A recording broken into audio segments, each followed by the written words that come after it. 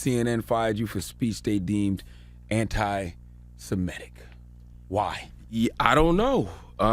They still haven't told me that. They never told me it was anti-Semitic, and it wasn't anti-Semitic. Well, for people that don't know, what did you say that allegedly got you fired? We're gonna play that the got clip, you fired. We have an opportunity to not just offer solidarity in words, but to commit to political action, local action, and international action that will give us what justice requires, and that is a free Palestine from the river to the sea.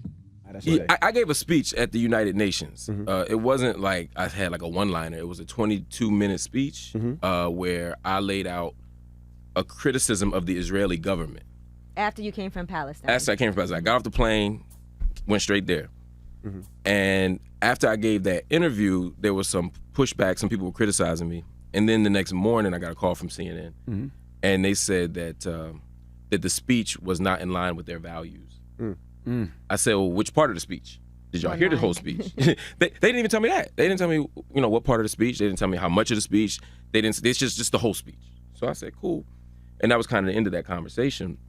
A lot of people focused on the last line of the speech where I said, free Palestine from the river to the sea. There comes a point in your life and in your work where you have to take a principled stand, and some people aren't going to agree with you. Right. I stand with a firm critique of Israel. I stand in solidarity with Palestinian people, and I also stand against anti-Semitism. Those aren't competing claims.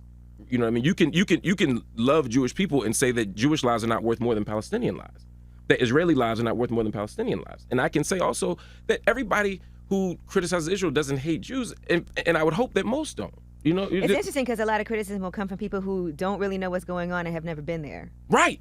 And when you go there and you're walking through a place like ALSYED, and I'm watching an 80-year-old man have to pull down his pants at a checkpoint.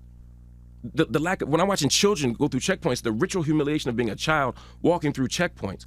When I'm watching women have to go through forests and bushes to go around checkpoints, 80 and 90-year-old women to sell vegetables in East Jerusalem, and then they get fined and they lose all their money. When I'm watching children getting beaten with nightsticks, when I'm watching stop and frisk on Via Dolorosa, the very walkway where Jesus occupied the 7 stations of the cross, when I'm watching that happen, and I'm also watching children being stopped and frisked, which is outside the tradition of any religion. When I'm watching people being killed and maimed, and I'm watching this, there's no way I can see that and not speak out against it. Right.